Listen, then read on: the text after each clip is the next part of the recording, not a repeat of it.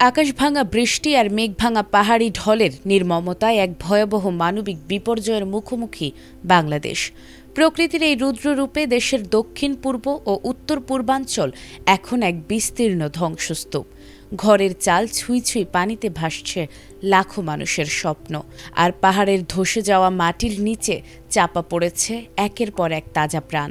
চারদিকে শুধু বুক ফাটা আর্তনাদ, ক্ষুধার্ত শিশুর কান্না আর স্বজন হারানোর মাতম।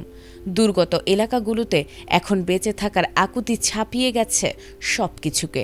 এক চরম অনিশ্চয়তা আর অপূরণীয় অর্থনৈতিক ক্ষতির মুখে দাঁড়িয়ে পুরো দেশ। রাজধানী ঢাকাও প্রকৃতির এই তাণ্ডব থেকে রেহাই পায়নি। রবিবার ভোর থেকে টানা বর্ষণে ঢাকার Mirpur, Dhanmondi, Green Road, New Market, Banani ও পুরান ঢাকা সহ অনেক এলাকা হাঁটু থেকে কোমর পানিতে তলিয়ে যায়। সড়কে সৃষ্টি হয় তীব্র যানজট, অচল হয়ে পড়ে গণপরিবহন, বাসাবাড়ি ও দোকানে পানি ঢুকে কোটি টাকার ক্ষয়ক্ষতি হয়েছে। সোমবারও আকাশ মেঘাচ্ছন্ন, রাজধানী তলিয়ে গেছে ভারী বর্ষণে। আবহাওয়াবিদরা বলছেন, সক্রিয় মৌসুমি বায়ুর কারণে রাজধানীতে আরও ভারী বৃষ্টির আশঙ্কা রয়েছে।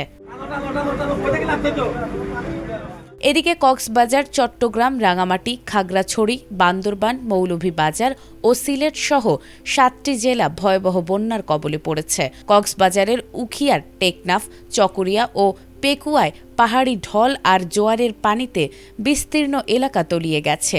মাতামুহুরী, সাঙ্গু, মনু ও কুশিয়ারা নদীর পানি বিপদসীমার ওপর দিয়ে প্রবাহিত হওয়ায় নতুন নতুন এলাকা প্লাবিত হচ্ছে।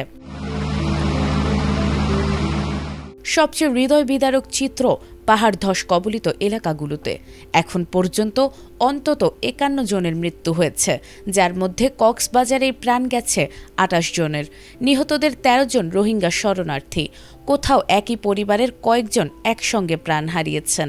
অনেক স্থানে কবর ভেঙে মরদেহ ভেসে উঠছে, দাফনের জন্য জায়গার সংকট দেখা দিয়েছে। প্রায় 2,67,000 পরিবার পানিবন্দী, 44,000-এর বেশি মানুষ আশ্রয় কেন্দ্রে ঠাঁই নিয়েছেন। বিশুদ্ধ পানি, খাবার, বিদ্যুৎ ও মোবাইল নেটওয়ার্কের সংকটে দুর্ভোগ চরমে। 33,000-এর বেশি ঘরবাড়ি ক্ষতিগ্রস্ত হয়েছে, ভেঙে গেছে সড়ক, সেতু ও কালভার্ট। সেনাবাহিনী, নৌবাহিনী ও কোস্টগার্ড উদ্ধার অভিযান চালালেও টানা বৃষ্টি পরিস্থিতিকে আরও ভয়াবহ করে তুলছে। এখন সবার একটাই প্রার্থনা, প্রকৃতি যেন অন্তত একটু দয়া করে। নাজমুন নাহার জান্নাত, এটিএন বাংলা।